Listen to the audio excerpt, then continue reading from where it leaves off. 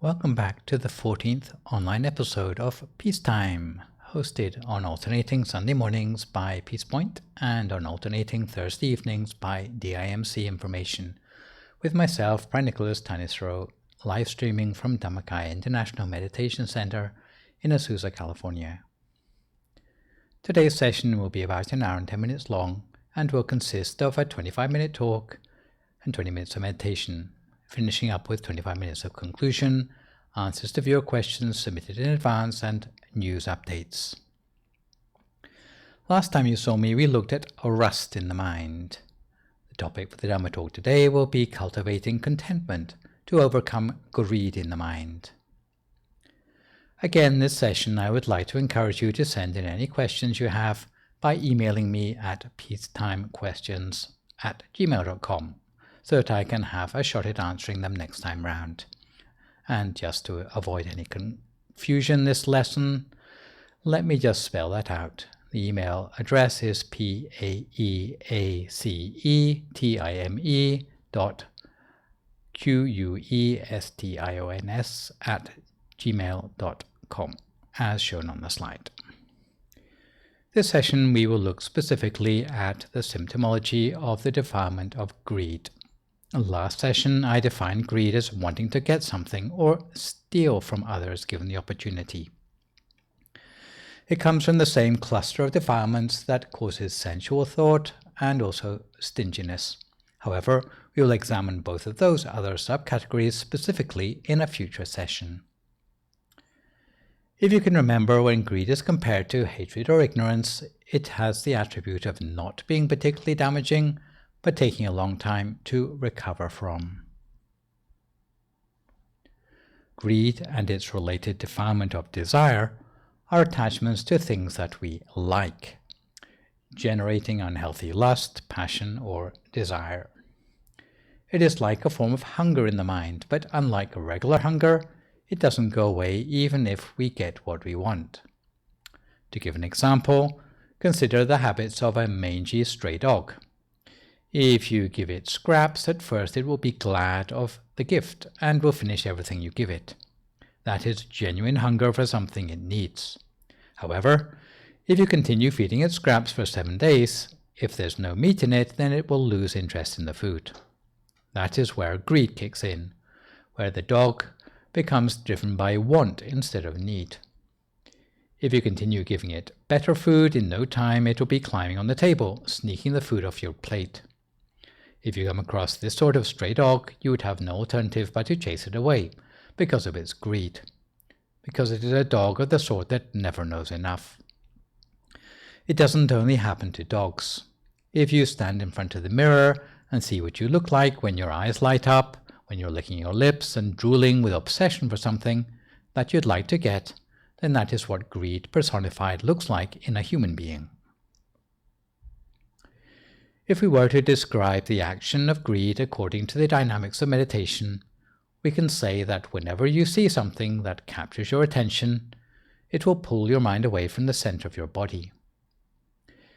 If your mind is away from the center of the body for long enough, the thoughts that follow will be the thoughts of possessiveness and plans for how to own the thing for yourself, even if it's by dishonest means. Once we get attached to something, when it comes to time for being parted from it, we experience great suffering. Bereavement and breakups are usually emotionally painful. That's not to say that we should not love, but we need to learn to love without being pulled off center. In general, there are 4 types of things that are the objects of people's greed: power, possessions, food, and promiscuity. Greed for power means those who get elected to positions of political power may not be satisfied and will be more interested in furthering their political career than in serving the people who elected them. Even as a powerful political figure, you cannot ignore greed because, if your mind is overcome by it, you can end up in jail because of corruption. Greed for possessions means those who already have pearls will want rubies. Once they get rubies, they will want diamonds and so forth. Someone who used to live in a shack will want to get a house. Once they get a house, they'll want a mansion. Once they get a mansion, they want a palace. Once they get a palace, they'll still want a private kingdom to go with it. Greed for food, or gluttony, means that although some people are not interested in power or possessions, they will do anything to get their hands on tasty treats to eat. Greed in terms of promiscuity means a person will start a new family in every new town they visit. It's ironic that in the modern day, greed is something that is celebrated in many sectors of mainstream society. I came across the advertising slogan on the internet which read, "Greed is good." Can you believe such a brazen statement would impress potential buyers? Any idea what it's advertising? Actually, it was an advertisement for Lynx deodorant, where, by having the right brand of deodorant, apparently you can attract lots of scantily dressed women to follow you around everywhere. So, the logic behind this deodorant is that triggering desire is good because you'll have a lot of women following you around like zombies. Greed appears in many places. There was a corporate cartoon I came across where one guy is asking another, "Did I miss much in the meeting?" And his colleague tells him, "Nothing much, they're just saying that greed is good, but not as good as it used to be." In fact, greed is justified as good because it ensures people continue competing in the rat race and conforming with the market forces that drive Western society. So is greed good for us? Encouraging greed is generally justified by the capitalist assumption that if the powerful and the privileged keep on spending greedily, then they will also sustain the lives of others less fortunate than themselves through trickle-down sharing. In a 2005 paper by Cassill and Watkins called The Mogul Games, those economists even went as far as to credit greed as being an evolutionary strategy for survival of the fittest. No matter what the economists say, inside the mind, greed has negative consequences for our sense of peace. And this is the point of view that we want to elaborate on further today, especially the way in which greed tends to escalate. Would you say you were a greedy person? Do we have any shopaholics listening in today, whose overriding philosophy of life is shop till you drop? There was a recent TV documentary about addicts who had to have their credit cards confiscated by their doctor because they couldn't be let loose in a retail store unchaperoned anymore. They were the sort of people who would not go home from the stores until they had maxed out all their credit cards and run up debts for themselves. I'm sure you wouldn't be here meditating if you thought shopping were a more direct route to happiness. Suffice it to say that all categories of holics, whether it be alcoholics, shopaholics, or workaholics, have been thrown off balance by defilements of greed in the mind. In keeping with the usual dynamic of defilements, the process of greed hijacking the mind starts with quite benign emotions, but the severity gradually increases. Greed starts with the benign emotion of mere attraction. For example, we may be sitting in the back of an airplane when they come around with the meal trolley. They announce that the menu today will be a choice of mac and cheese or chicken and rice. So we set our heart on the mac and cheese, at which point it means that we've developed a preference. However, by the time the trolley reaches the back of the plane, they are not asking the passengers about their meal choice anymore. They're just handing out trays of chicken and rice. So you feel really disappointed. If you didn't form a preference in the first place and you just thought to yourself, "I'm hungry, so I'll be glad of anything," you won't be setting yourself up for a disappointment when the trolley arrives. With preferences, there's nothing really up with the mind so far that would cause you to go crazy. But once you get to the point where there is an attraction, to the point you can't just observe something passively, like passing the shop window and thinking that would look nice on someone, but where you start to think, "I want it for myself," then it's as if greed has already got its claws into you on some level. Attraction has upgraded itself to possessiveness, even if you've not taken the item home with you. It is exercising some power over your mind already, and this is what the advertising execs try to leverage when they are trying to sell something to you. If they can get enough people to want more things for themselves, more than they need, and this is how they control your motivation to buy things. But it gets worse. We now move to the level where we move from what is known as a subtle defilement to the level of medium impurities. Just now you wanted something for yourself. It may have been an emotion which you could keep to yourself. You could have had your secret desire for something, and maybe no one else would even know about it. But where you come to the point where you can't keep the desire for something secret anymore, then it has upgraded to the level which is known as open covetousness. Apart from being attracted to something, then you also have lost any shame of embarrassing yourself over it. If you are drooling over something, if your eyes are lighting up when you see something, then the greed has progressed to a point where it's exercising control over even the way you interact with other people. If you don't act on your open covetousness, then it will only cause you problems as far as you haven't got what you wanted yet. But it may cause some people to go on one step further. If they can't get it by honest means, then they will try to use devious means in order to get something. They might not dare to go as far as stealing something yet, but they will use dishonest means to obtain what they want, whether by hook or by crook. You may have the experience of certain acquaintances who come round to your house and drop hints like, "Hey, this loudspeaker system is outdated. You probably won't want this anymore. I'd give it a good home if you don't want it anymore." It's obvious that they would want to get something from you without having to pay for it. They would risk losing a friendship in order to get something they want. Can you see that greed has escalated one step further? Exploitative means may include various sorts of ploys, where a greedy person deceives someone they know or loses their sense of honesty in a business partnership with someone because they have such a strong attachment for something they want to get. It is at this point that greed starts to erode your sense of integrity.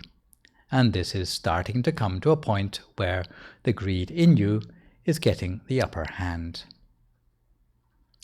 Generally, people will save up their hard-earned money to buy something they want a lot. However, a greedy person will cut corners because they can't get enough to buy it, in an honest way at least. So they attempt to get the earnings in a dishonest way in order to pay for it.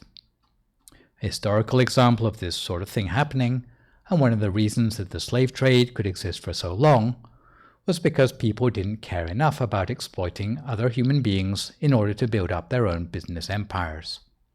On the face of it, they should be compassionate for their fellow human, whether those humans are from another continent or not. But because greed had overwhelmed their sense of conscience, slavery didn't seem like such a bad idea at the time. This is a strength of influence which greed can have over people's minds. The most extreme form of greed, which brings us to the level of serious defilements, where the greed becomes so overwhelming that a person would stop at nothing in order to get their hands on the thing that they want. This would be called desiring things in a dishonest way. At this point, there is an erosion of a person's conscience to a point where they lose their scruples or consideration for others. In conclusion, from someone who likes something, we become someone who is attracted to it. From being attracted to it, we want to own it. From wanting to own it, we will crave it so strongly that we're not interested in anyone who gets in the way of our acquisition. If you just have an attraction or preference for things and want to own them, then it does not throw you too far off balance. However, if you start to entertain infatuation or the thought of cutting corners to get what you want, you start to erode your integrity. As we've seen, it's necessary to examine the symptomology of greed in a very detailed way, so that we can keep up with the changes occurring in our own minds. If we're able to recognize greed arising in our own minds right from the level of attraction and withdraw from a situation before it becomes infatuation or worse. There is a misunderstanding in meditation circles that avoiding greed means giving away all your possessions to have peace of mind.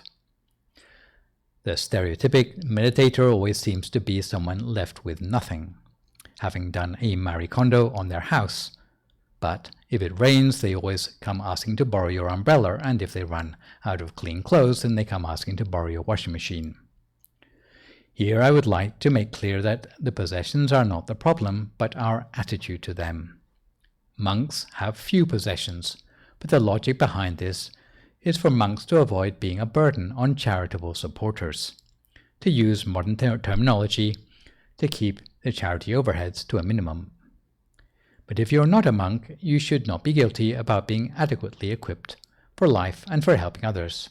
However, lay people like monks can observe the working of their mind more closely if their habit is frugality, learning to distinguish between need and want by observing and reflecting carefully how we consume the basic necessities of clothing, food, shelter, and medicine.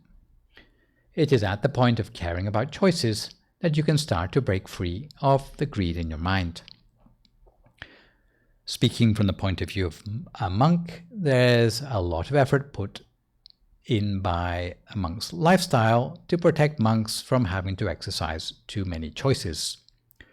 The lifestyle of a monk is designed to minimize choices. For example, when it comes to clothes to wear, it's the same clothes that we wear right from the time we are a new monk to the time that we die as a monk.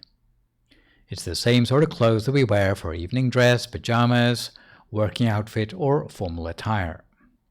If you think about how much time you normally spend thinking about what clothes you're going to wear in the morning, unless you're in the army or something, then you can imagine how much mental chatter immediately disappears from your mind when you don't have a choice of clothes anymore.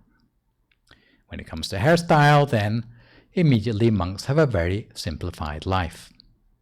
With a shaved head, it's not worth bothering even to look in a mirror anymore because, as a monk, there is basically nothing left to look at.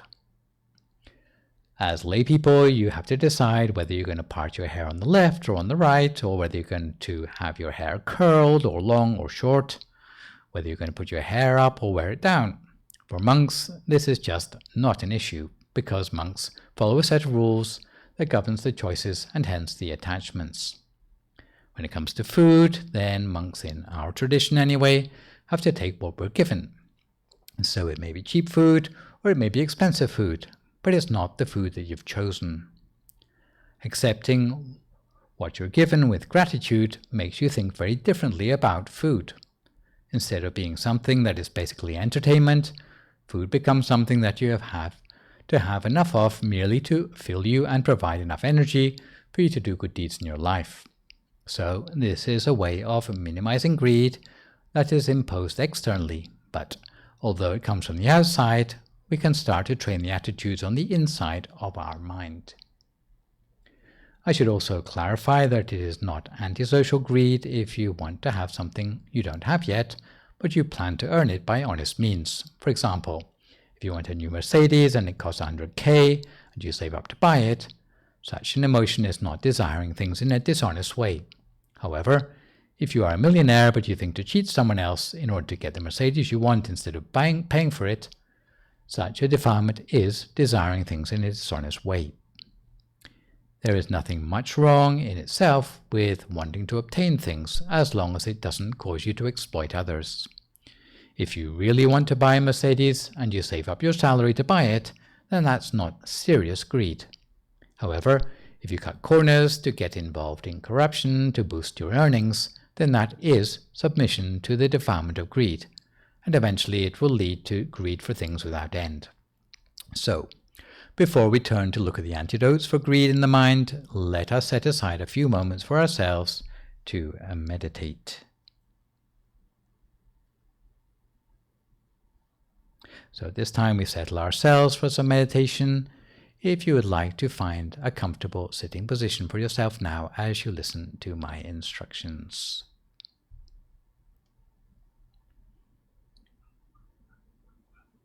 So if you'd like to start by settling yourself into a comfortable position for the meditation, closing your eyes very gently, in much the same way you'd close your eyes to go to sleep.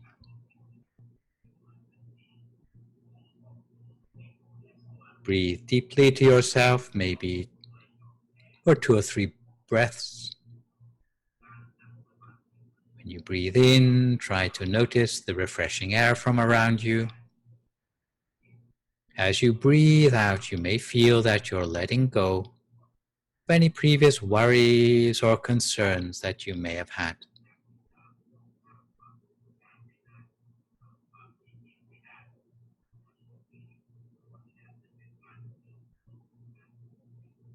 Try to feel your body is merging with the atmosphere around you. And for good measure, we do what's known as a body scan, which means starting at the top of our head and working our way gradually downwards, relaxing the muscles first of all of our forehead, of our eyebrows and our eyelids.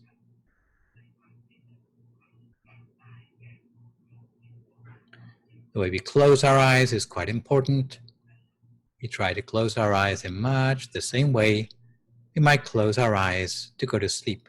So not squeezing our eyes tightly closed, just letting our upper and lower eyelashes touch gently together. From there, we allow the muscles of our face to become soft. We relax our jaw, taking special care not to clench our teeth together. Before moving on down to relax our neck and letting our shoulders drop to their natural height.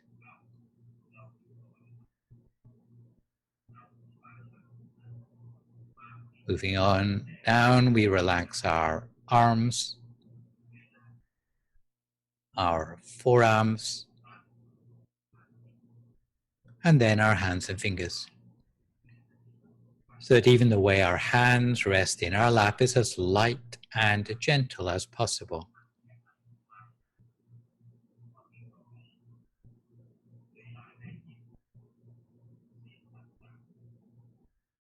Continuing on down, we relax all the muscles of our torso,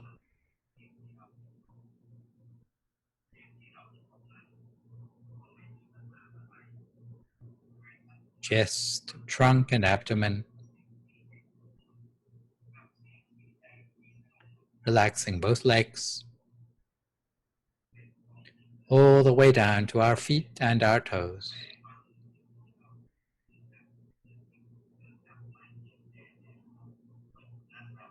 Until no part of our body remains with any sort of stress or tension anymore. If we do notice any tension remaining, then we adjust our posture to minimize it. Ideally, our whole body will be so relaxed that it will feel as if it melts away into the atmosphere around us, in much the same way that our body might disappear, leaving only our sense of awareness, our sense of feeling on the inside of us, that warmth and well-being. As if we are totally connected with the world around us. At which point we can turn our attention to focus instead on our state of mind. State of mind which is somewhere within the space of our own body.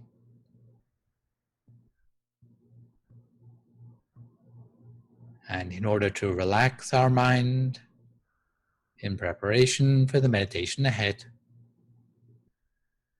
we let go temporarily of all the worries and concerns in our everyday life. Any thoughts of work, friends, family, studies, of the stresses and strains of our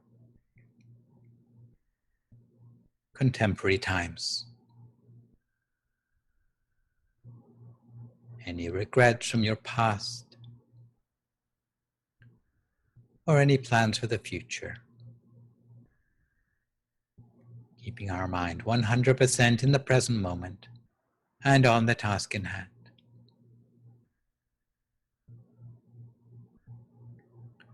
reminding ourselves that we have nowhere to go and nothing to do. And this is the real purpose, that we are here together online meditating.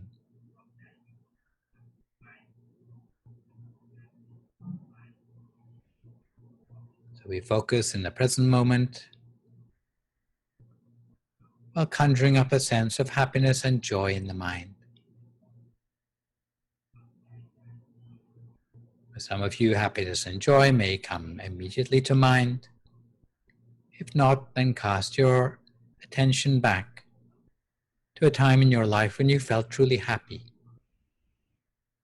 thinking not so much about the actual situation as the feeling it gave you.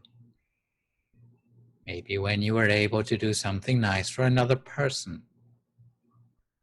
But in helping that person, you also felt good about yourself on the inside, with a warm, fuzzy feeling. And thinking now of that warm, fuzzy feeling on the inside, it will return to you, almost like tiny particles of happiness and joy inside you. And you allow it to grow and spread within yourself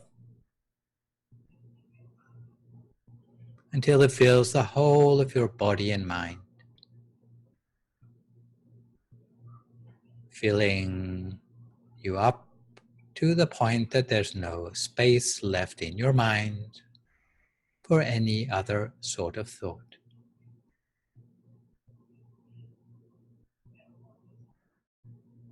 And when you feel relaxed and refreshed, both in body and in mind, very gently and using no effort at all, you can imagine your whole body to be nothing but a hollow cavity, an empty space with no organs or tissues, muscles or bones.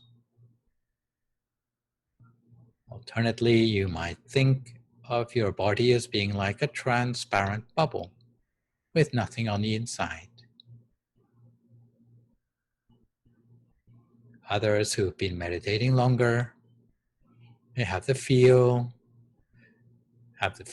as if your whole body has disappeared altogether. As if you are at the center of some great empty space, a space of your own creation. Or whatever your experience of that inner space, now would be the time to remember back once again to that picture of the shining sun, which you had a few moments ago. A bright sun may be orange in color or yellow, white or gold, shining with a cool, clear light. Doesn't matter if the picture is not very clear. Even if it's vague or fuzzy, you can accept it, remembering that it's not your eyes that you're using to see the picture, but your mind itself. The nature of seeing with the mind is that pictures tend to start out vague and gradually get more well-defined in their own time. So work with whatever you have and allow that inner picture to make its way slowly downwards within the space of your body, almost as if you were slowly breathing the object down to the point of the deepest breath, or as if you were gently swallowing the object down to the pit of your stomach. In either case, it will bring you to a point at the very center of your diaphragm. The point number 7 on the diagram we saw a little earlier. The very center of the body, the center of gravity of the body, a place which is particularly calming for the mind to be. And we gently maintain our awareness at the center of the body by means of that inner picture as continuously as we can for as long as we can, not letting our attention slip away anywhere else if we can help it.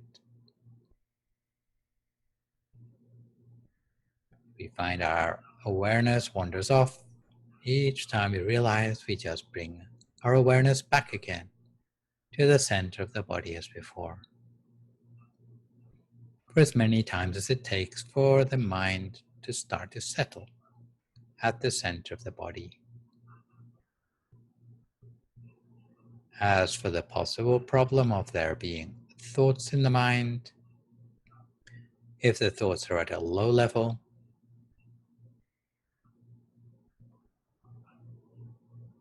we try to ignore them, not giving them the time of day,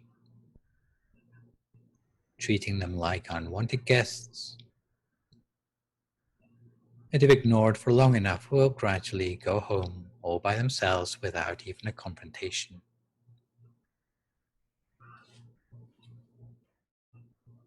Thoughts arise in the mind, we try not to elaborate on them. We let them die down into silence. Because beneath that superficial layer of the thoughts, there is a deeper awareness within the mind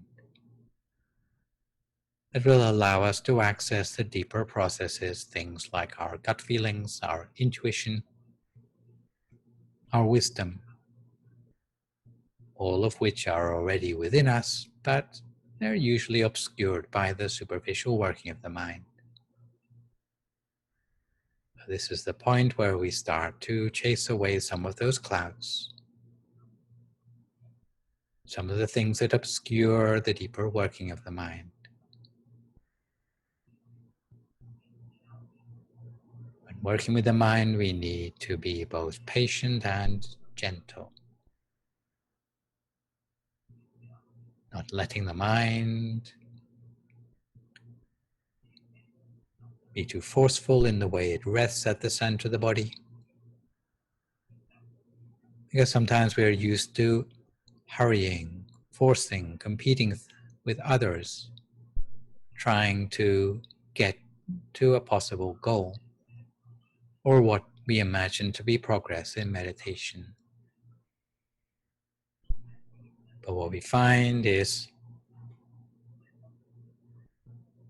that the more relaxed we are about the meditation,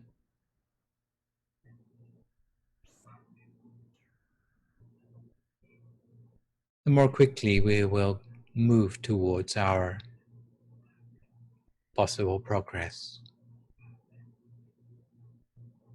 It's almost as if the less we care about progress, then the easier it will come. And as for being gentle with the mind, well, sometimes it's useful to point out a few metaphors for just how gentle we need to be. Sometimes you can talk about the gentleness of a feather touching upon the surface of some water, so gentle that it doesn't even create a ripple on the surface. Another possible metaphor is that of threading a needle, where you really need to be careful, gentle, in order to get that thread to the eye of the needle at all. It's the same sort of gentleness that we need when practicing meditation. So we cultivate our mind lightly and gently on track at the center of our body, each to our own practice in silence for a few more moments now, until we come to time for some loving kindness meditation together.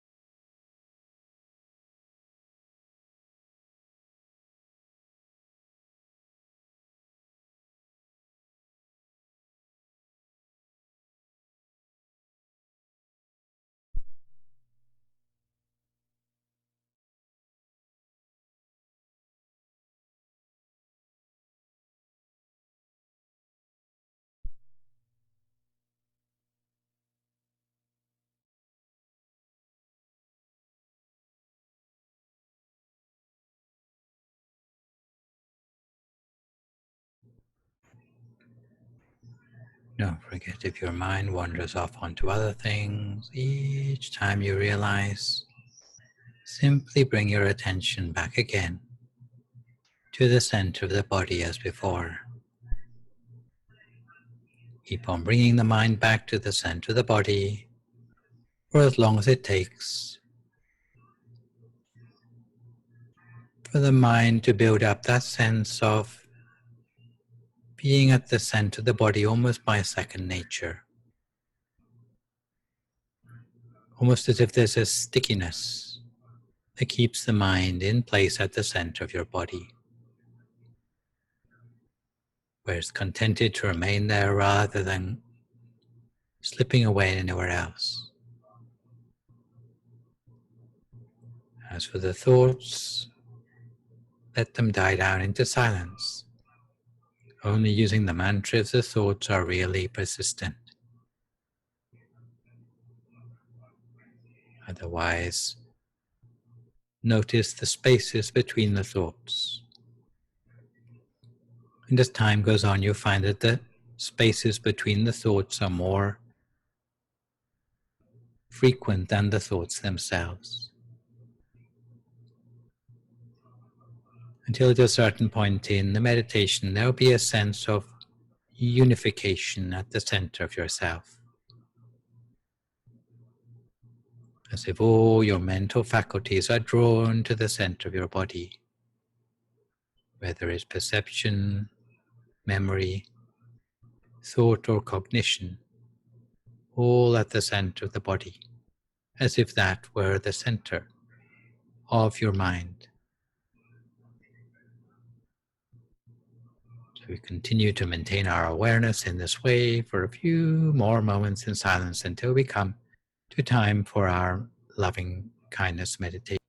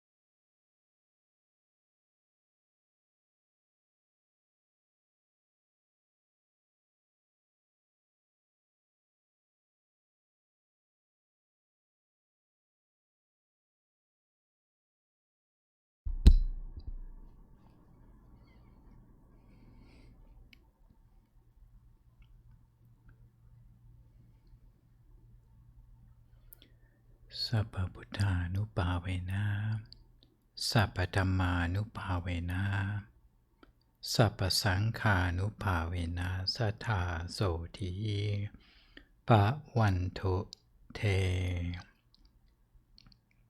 So if you'd like to come to the end of your meditation for today, you can gradually open your eyes again. If you feel at all uncomfortable, then slowly try changing to a more comfortable position and gently finish your practice. Each time you sit down to meditate, it's like going into battle with the things in your mind that are preventing you from becoming calm or still. And one of these is the defilement of sense desire. So, let's turn now to the subject of contentment, which is the main antidote to the greed we are talking about today. Contentment doesn't mean contentment with shoddiness or choosing to overlook danger in small things. Contentment means not losing sleep over things that don't really make a difference to one's progress on the spiritual path. If you have a car, it doesn't really matter what color it is or what brand, but if it doesn't start in the morning, then that means that the car is not fulfilling its true purpose. So we cannot afford to be content with that. The sort of contentment we are interested in has three components: being content with what you have, being content with what you get, and being content with what is appropriate to you. Being content with what you have means not being jealous of anyone with a better status than you. You need to accept how you are. To quote the eternal wisdom of Lady Gaga's mum, there's nothing wrong with loving who you are and using what you have to be the very best you can. There is a story about a wealthy businessman who was horrified to see a fisherman sitting beside his boat playing with a small child. And I should say that Buddhists generally do not condone the fishing industry as right livelihood, but that is not the point of this story here. But back to the story, the businessman asked the fisherman, "Why aren't you out fishing?" "Because I thought," the fisherman replied, "because I caught enough fish already for one day." So the businessman says to him, "Why don't you go and catch some more?" And the fisherman responded, "Well, what would I do with them?" The businessman proposed, "Well, you could earn more money.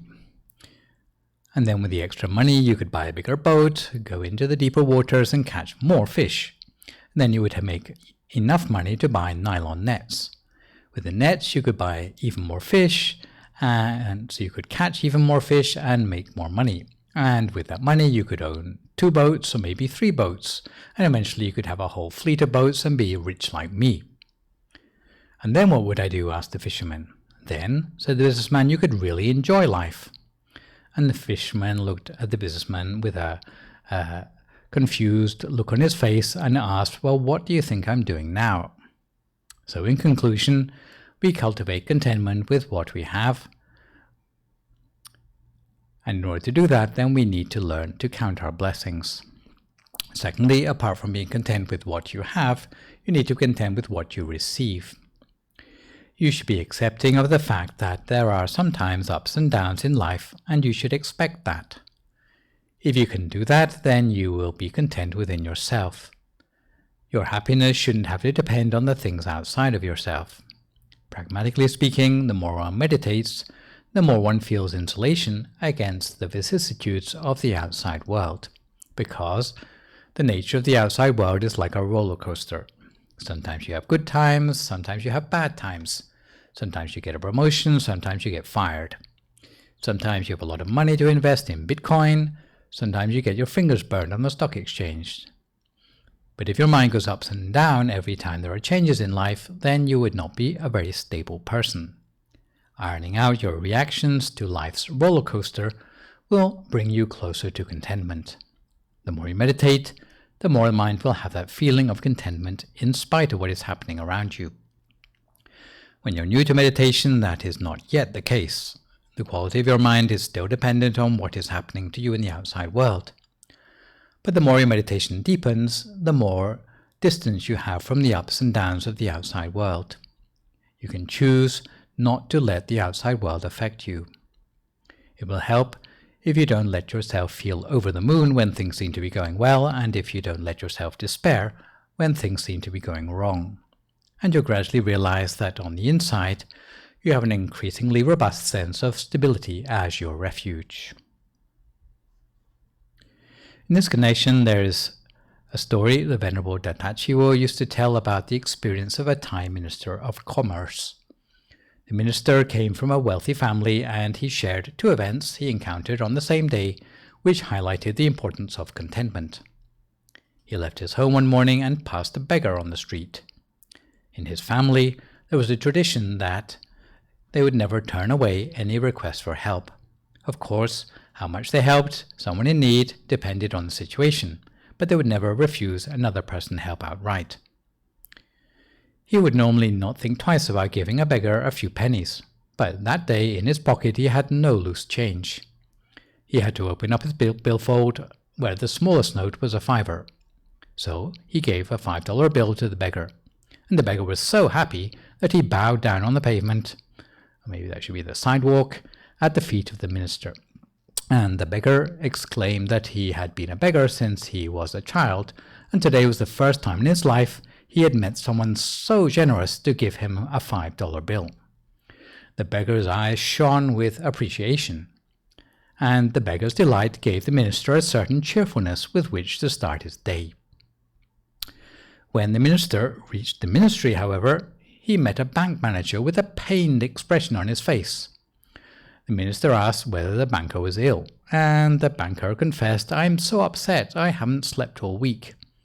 I told my son to order a product that was bound to be scarce from the market right from early in the year, but my son didn't believe me at first, so he delayed the order. Only the first order ended up being ahead of the competition.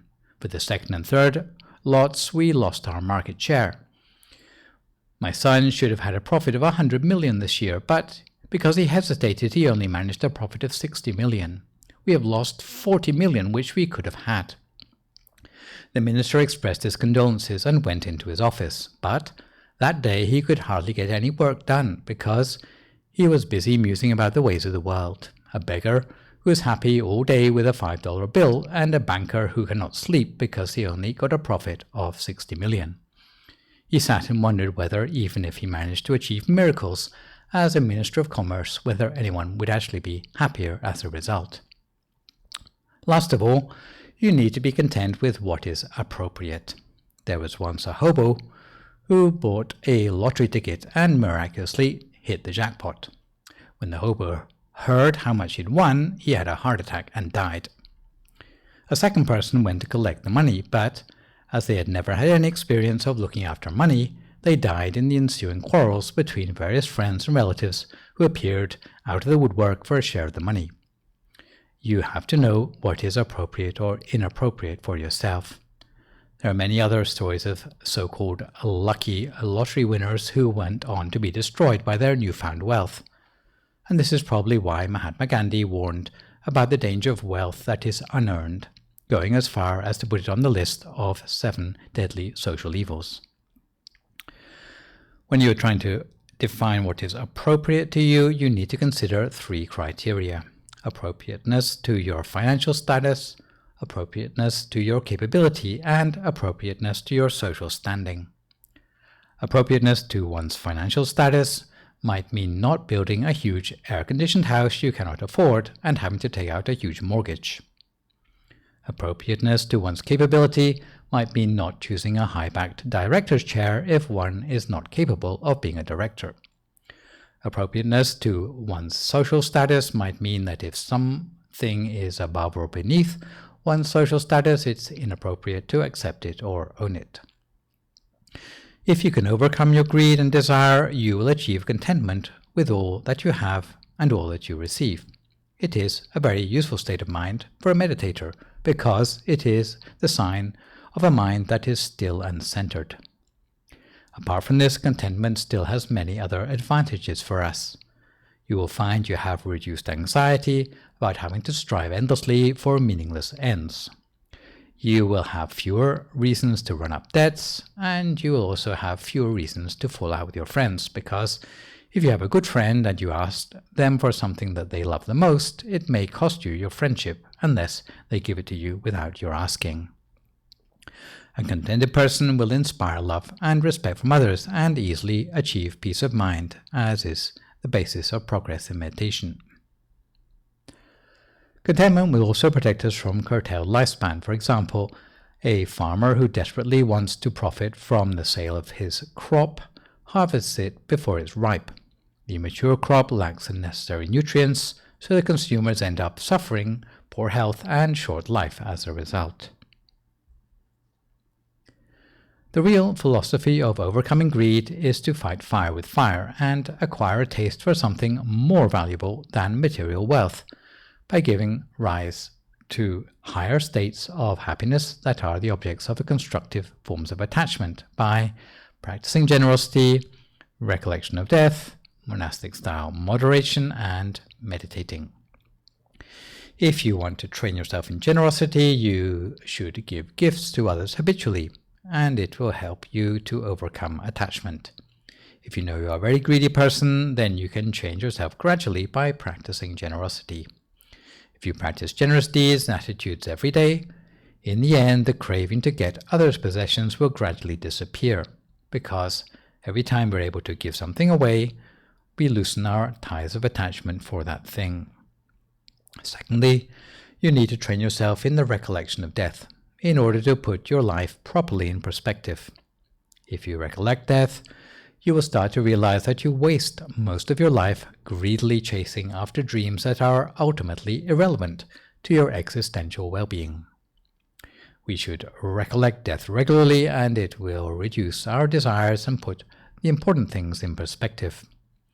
All you need to do is to remind yourself each morning, today I've survived another day, but there is nothing to guarantee that I'll be alive to see tomorrow. Thus, if anyone has the feeling that their work has taken over their lives, try thinking of your approaching death, and it will prevent you from rushing to work, driving too fast, gulping down your food, and failing to chew your food properly, instead of emphasizing a long and quality life. Thus, don't be like some people who think that talking of death will make you morbid. In fact, the thought of death, applied correctly, will make you think things through more thoroughly, especially about your life. You will overcome the temptation to try to own everything. Instead, you will try to focus on the simple masterpieces of your life. Thirdly, if you can learn from the examples of moderation in the monastic lifestyle, you will be able to find out how much of your mental bandwidth is used up by choices about things that are superficial to your life. If you want to know on the deeper level how greed is working in your mind, try observing just how many choices you make in a single day. It doesn't mean you have to copy monks' lifestyle, but you can learn from the attitudes monks have to learn about yourself. And lastly, to attain contentment, you need to train yourself in meditation. You can cultivate contentment. It's not just something that comes in a passive way. Meditation is something that will help us to develop contentment, to allow us to find sources of contentment from within rather than from the outside world. There is happiness that comes from the inside that goes beyond anything you can find in the outside world by getting things, because it is already a part of you. It is something you can carry around with you. It's something where you can be happy whether you're in the middle of the ocean or the middle of the desert. It doesn't depend on where you are or who you're with. So that is what we're aiming to build up as a result of our meditation. And in fact, it's a very economic way of getting contentment in life because you already have it. You don't have to spend any extra money on it. But other things that tend to help in this direction, if you are able to have your life in perspective, is to know what you are aiming for in life. If this is clear, it will guide you in the direction of knowing what is likely to bring you contentment in life. With meditation, you will find that when the mind becomes more refined, the hunger for power, fame, and wealth will be reduced. It will help you to bring your mind back to the center of the body. And if you come across temptations as a meditator, you'll be better able to maintain your mental equilibrium by quickly bringing your mind back to the center of your body and repeating Samma Arahang before your mind gets entangled. If you meditate regularly like this, your mind will become more independent of the so-called bonfire of vanities, and you'll be able to discern the true nature of your work and of your life, and recognize what is worth doing and what is not. In conclusion, don't be content with remaining greedy. Greed for good or liberating things is okay and to be encouraged. If you can remember nothing else from this session, you should remember that it's not the possessions themselves, but our attitude to them which affects the mind for the better or the worse. Our major concern as meditators should be how to keep ourselves off the slippery slope of wanting more and more negative things without end. You will notice, although we've said how terrible the defilement of greed can be, it's not our place to judge other people for the greed in their minds, their words, or their actions, because that is something only they can do. On the contrary, our prerogative is to sort out the greed in our own thoughts, words, and actions. So now we turn to the part of the live stream where we answer questions sent in by viewers. And this week, the question comes from Malcolm of Woking, Surrey, in England. So here comes the question. If greed and desire is supposed to be bad, does it mean it is wrong to enjoy entertainment and art? Also, would liking meditation be considered an attachment? Hi Malcolm, and thank you for your question. Buddhism, contrary to the beliefs of some, does not neglect or ignore creative art, but has its own rather unique view on the subject. Any form of art is about communication, and the question is, what are you trying to communicate? Art can be something which is very inspiring for people. It can inspire them to do good things, or it can fan the flames of negativity, encouraging them to do things which are harmful. If art serves to awaken people to truth in life or to bring out the best in themselves, then this is something good, and that kind of art should be celebrated. But if art becomes merely a commodity to be auctioned off, where people judge the quality of art by how much will fetch at Sotheby's, or if it's something which reinforces greed, hatred, or delusion, for example, erotic art, then in Buddhism it would be considered that such art should not be celebrated. Art should be something that serves a higher purpose, rather than just being original or creative or art for art's sake.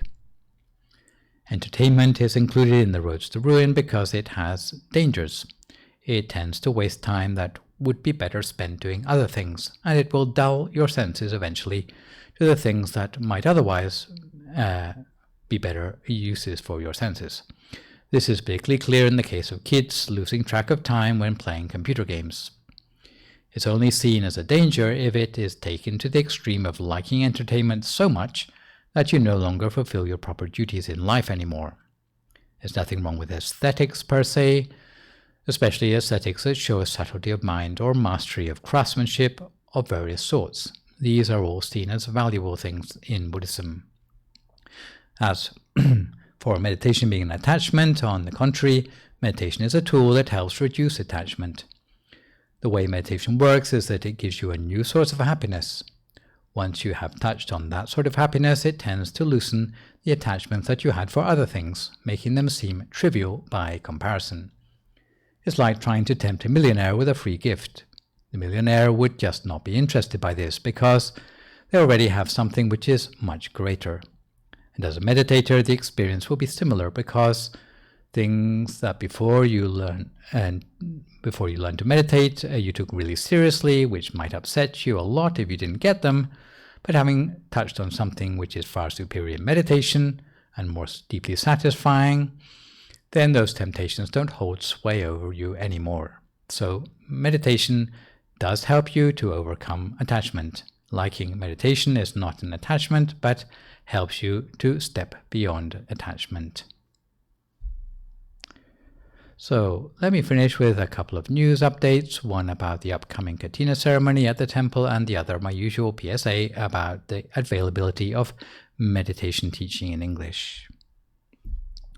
This year, the abbot at DIMC has set the price of Katina funds at the especially low amount of $100 to make it accessible to all, irrespective of their income or lack of it in these unpredictable times. Of course, if $100 is not enough for you, you can donate several funds at once, or maybe dedicate donations in the names of friends or relatives. The Katina funds this year will be put towards the building of the 72nd anniversary meditation building, which is a golden opportunity to cultivate merit for supporting the construction of permanent religious infrastructure.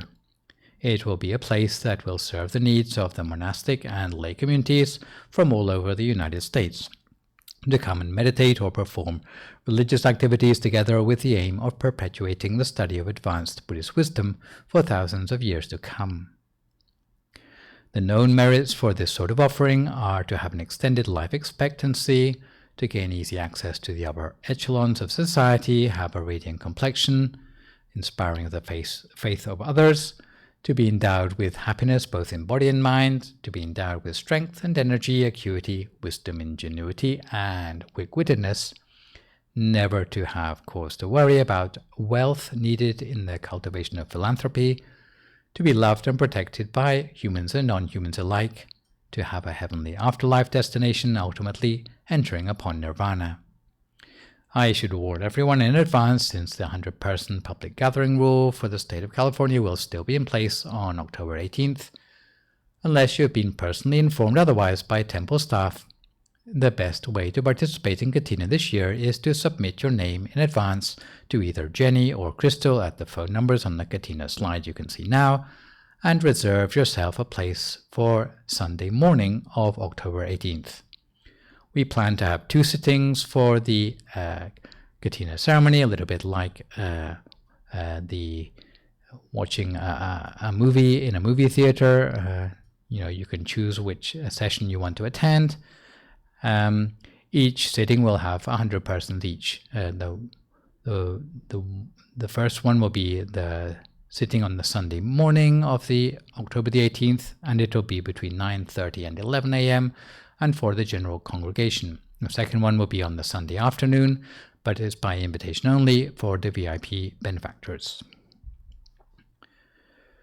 If it's not convenient for you to attend the temple in person, don't fret, as you can still make a donation, whether it's for Katina or for the COVID Silver Lining Fund, by mailing checks to the temple address or by making a bank transfer. Online transfers can be made by Venmo or Zelle.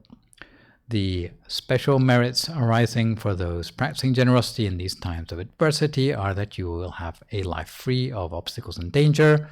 You will gain mastery of all forms of knowledge, prosper in your duties, have special insight into Dhamma teachings, attain purity with ease, breaking free of the defilements in the mind.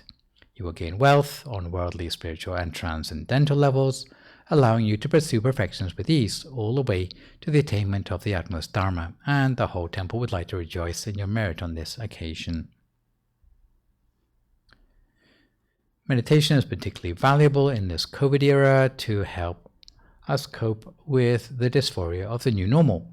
And in this respect, here at the temple, although there are still no face-to-face teaching sessions for the interim, you can access Dhamma teachings in English at the YouTube channel called Peace Point Meditation, or the Facebook page of Peace Point Meditation, either live on Thursday evenings and Sunday mornings, or on demand after the event.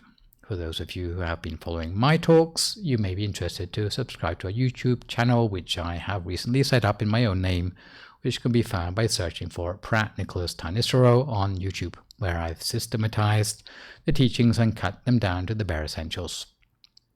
Meanwhile, Peace Breaks are broadcast every evening between 7 and 8 p.m. from Friday to Wednesday. For the benefit of families listening in, there's also a special show for children in English known as Shining Stars that goes out between 7:30 and 8 p.m. every Monday evening, with bedtime stories and meditation short enough to keep the attention of younger listeners. Outside of the live streams and on-demand programming, there's also the MindGem app, which you can download for free, allowing you to listen to meditation and Dhamma talks in English on your cell phone, even when you are offline. Also, I should add that because the level of airborne particulate matter remains high due to the smoky fallout of the Bobcat fire, the receiving of offerings at the Azusa temple front garden each day between 9:30 to 11 a.m. has, for everyone's health, been downsized to a monk coming down to the gate by request to receive offerings until the air quality gets back to normal levels again. So this session we've looked at the topic of cultivating contentment to overcome greed in the mind. For my next session online with you, which will, fingers crossed, be a week on Sunday morning and a week on Thursday evening, we'll be moving on to look at the subject of sensual thought. For good measure, I would like to remind viewers that even better than posting thank you or great talk or sadhu in the broadcast comments, you can email your questions about meditation or what you've heard in the lecture to the address peacetime.questions@email.com, as you can see spelled out in the slide. And I will do my best to answer these on my next session. In the meantime, try to stay healthy, avoid recklessness or complacency in the face of the virus, maintain a positive mood, speak only positive words, forgive others, extend good wishes to others, and meditate daily. Try to keep up with the escalation of greedy defilements in your mind and develop contentment in the ways I have mentioned and suggested. So today, this is me, Phra Nicholas, signing off for this session. So long, folks, and stay safe.